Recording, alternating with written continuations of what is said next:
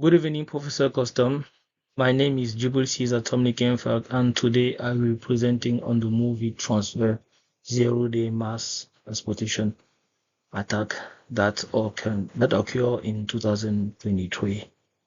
So this incident became one of the largest data thief campaigns in recent years and highlighted the risks associated with the third-party software and supply chain attack.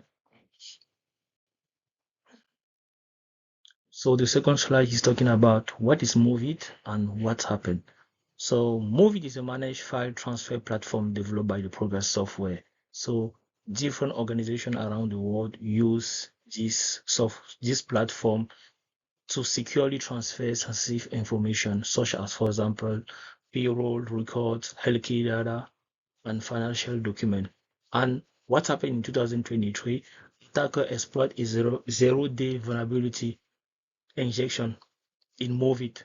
So the attack was linked to the club ransomware group and affected more than 2,500 organizations. So the next slide is talking about the timeline of event. So the attack began around May 27, 2023, and the Progress Software disclosed the vulnerability on May 31 and released an emergency patch around June. But despite the patch, the attacker continued to exploit the vulnerability system through June and July, and the organization declared the data breach on August to October 2023. So this is a timeline of event of the Chrome ransomware attack. Technical breakdown of the vulnerability. So the primary vulnerability was the CVE 2023/34362 and a critical SQL injection vulnerability. So this vulnerability allow an attacker to execute malicious SQL command and gain unauthorized access to the MoveIt database. So they use this CVE common vulnerability and exposure, which end with 362, because this one was the critical vulnerability, and this vulnerability allowed the attacker to gain unauthorized access to the MoveIt database. And researcher later discovered another two additional vulnerability, which is CVE 2023/35036 and CVE 2023/35708, which increase the overall attack surface. So the vulnerability, we can define a vulnerability as a weakness in the system. So the attackers, so they saw the weakness on the system, and they execute the malicious SQL command to gain unauthorized access to the MoveIt database.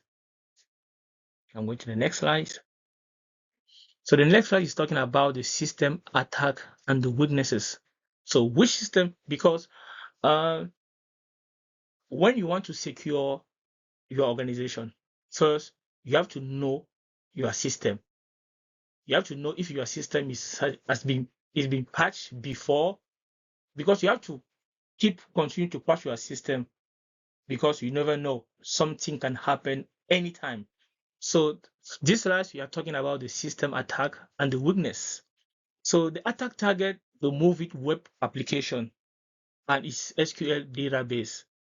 And several weaknesses here contributed to the incidents, including poor input validation, internet-facing server, delayed patching, and the limited monitoring. So the organization also underestimate the risks associated with the third-party software. For example, if I want to talk about the delayed patching, when you have your system that has not been patched with the latest version of the patch, you can face of different attack, and this one is a zero-day vulnerability. That means like there's no patch yet, so it's a type of vulnerability that can happen today, and there's no patch, so the attacker will win. They will win us because we are not prepared to the type of the attack. We don't have the patch yet to patch directly after the incidents occur. So, and then we have something like the limited monitoring. So different organizations they need to have, for example, 27 SOC analysts to monitor their system 24/7 to prevent all those type of attack. For example, poor input validation. The input validation can be, for example, the input validation here can be, for example, I can say multi-factor pass for multi-factor authentication. So let's say, for example, that the healthcare that was victim of this attack, they will not implement the multi-factor authentication. So that could lead to open the door for the attacker. So I'm going to the next slide now. Real world impact about the club ransomware attack. So the movie attack affected more than 60 million individuals and the thousands of the organizations around the world.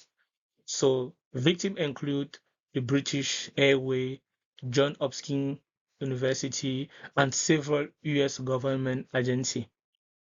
An attacker stole personal financial information and healthcare information, leading to the lawsuit, investigation, and reputation damage. So this is, for example, the impact of these incidents in 2023. So more than 60 million people was involved of this attack, and the data was like personal record of the people was stolen, for example, like financial data. And yeah, so this is what I can say about the real world impact of this movie attack. So the next slide is talking about the club ransomware and the group roles. So the attack was contributed to the club ransomware group, also known as Fine 11. So their name is a traditional ransom group club. They focus on the data thief and extortion rather than encrypted system.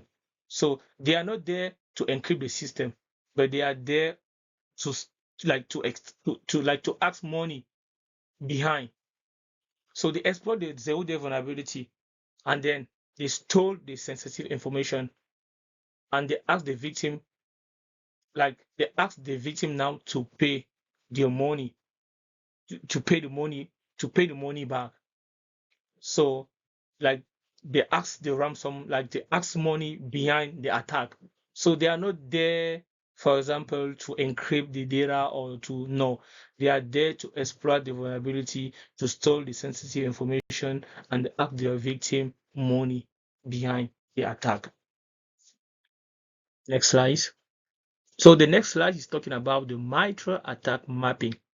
So the MITRE attack is just the framework that helps security professionals, as in me, for example, to understand how attacker can operate. So this is a MITRE attack. For example, we have a different tactic, the initial access. For the initial access, the technique is just to exploit the public-facing application. And the second one is execution, command and execution, persistence. They can just be persistent through the web shell command and the provision escalation. And the next one is the discovery, and and then you have a collection, data collection, and then they have a exfiltration. So they can do the exfiltration over the command and control.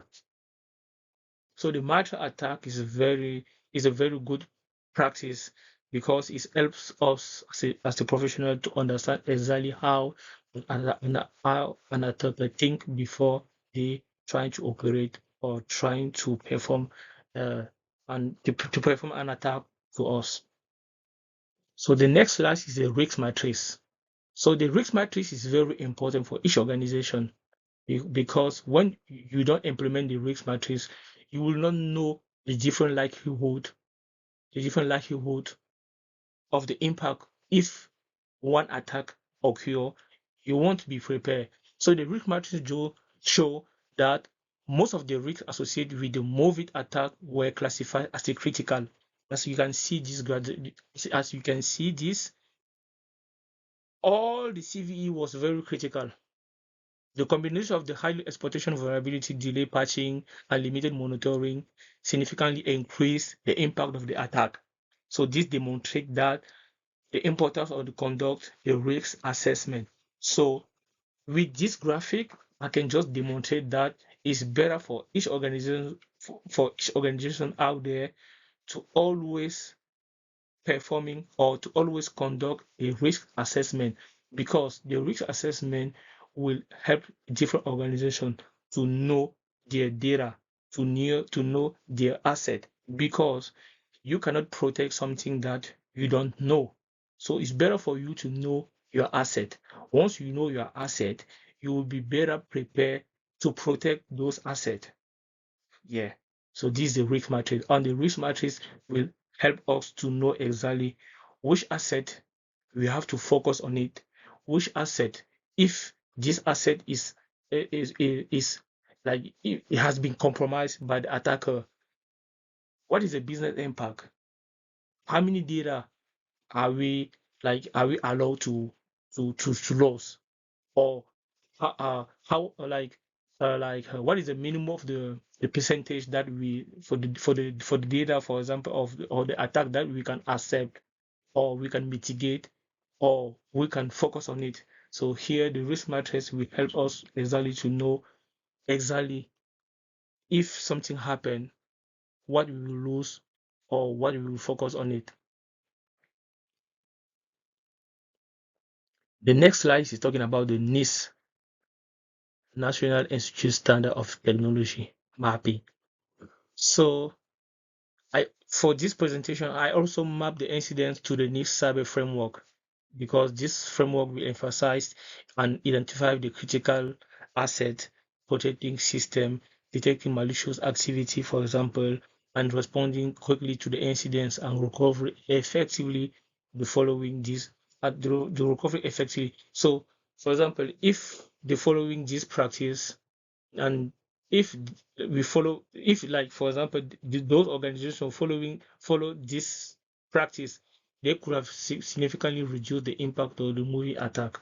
But because they were not prepared for this attack, I think like for the next, I think like starting 2024, they start to implement NIST mapping.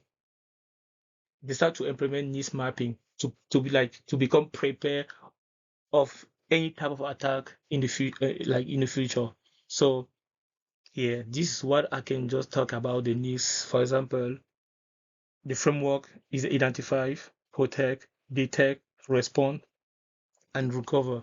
So what was missing, and how to apply on the movie. For example, if I want to talk about the first category, or like which is identify the risk assessment. So the third party software risks were not fully evaluated. They did not fully evaluate their software. And for example, how it applied to Move it treat as a routine software, not as a high value asset. So by following this needs mapping, different organizations will understand more. They will understand more the attack and prepare for the next for the next attack. So the next slide is talking about the prevention and the recommendation. Several security control could have slow or prevent this attack. Organizations should implement strong input validation and maintain effective patch management process. For example, use web application firewall, like regularly review the logs, because by reviewing the logs every single day, every single minute, you'll be you will be very prepared if you see something malicious happen. If you see something that you are not sure that these logs might be tampered as a malicious, you have to 24/7 monitor your system 24/7. You have to hire, for example, the SOC analyst tier 1 or tier 2. They will monitor your system 24/7. They will deal with different incidents. For example, They will deal with the incident, for example, like a false positive or false true, false positive or false negative. They will block, for example, multi-factor, how to say, DDoS attack, denial of service attack, distributed denial of service attack, first login attempt. They will monitor the system 24/7, and they will regularly review the logs, and they will test their incident response plan, because these many organizations, maybe during 2023, they will not implement the incident response plan, because you have to implement your incident response plan. If something happened, you have to quickly respond to it. It's very important, very, very important to review the logs. You have to always review the logs. Implement your incident response plan. You have to implement the web application, for example, firewall, because the firewall because most of the company before 2023 they were not using the firewall, because the firewall is just is a is like we block, it will allow what can come in or what can come out inside our network. So this is this is like the prevention and recommendation that I can implement to better prepare for the next attack. So now I'm going to talk about the final takeaway. So the biggest lesson from this incident is that cybersecurity must, for example, be proactive rather than reactive. So organizations should just assume breach and happen continuously and monitor the environment 24/7, and then they have to patch the system quickly as possible. And the movie attack reminds us that even trusted software vendor, for example, can become a target of sophisticated cyber attack. So if you rely on the platform outside, you have to better prepare yourself, because those platforms out there can be a victim, can be a target of the sophisticated cyber attack outside. If you rely on the third party outside, and those third party outside, they could be a victim of the sophisticated cyber attack. So for example, to avoid, you have to prepare you have to prepare yourself. If something happened to them, it's gonna happen to me.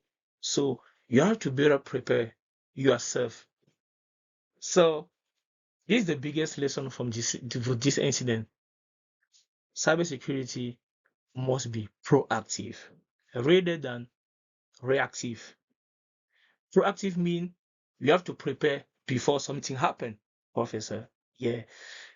Any organization out there need to be prepared before something happens. So when it will happen, they will know exactly how to respond on the attack. And organization should know that they don't have to trust the third party out there, because the third party out there, they can be also victim of the target. They can be a target of the high organization for the cyber attack, and this could lead to them, because they will have the sensitive information there, and they will allow the attacker to gain access to the organization now. So they have to well prepare. They have to hire, for example, the SOC analyst, the penetration tester. The penetration testing will test different systems to see if there's a vulnerability. If there's a vulnerability, what type of vulnerability is that? What is the business impact if something happened? And they will implement the cybersecurity incident response plan to implement the cybersecurity incident response to better prepare if something happen. And these are the primary source that I use for this presentation, Professor, including CISA, Microsoft Micro Attack, NIST framework, and Progress Software. Thank you, Professor. Thank you very much. This Cyber 644 Cyber Practitioner Development Lab, I love this class because I did all my all my labs, and I found them very very interesting, because I realized that I gained a lot of experience doing those labs. And thank you very much, Professor, for this project. And I hope I did it well, and I will have maybe an A. Thank you very much, Professor. Thank you.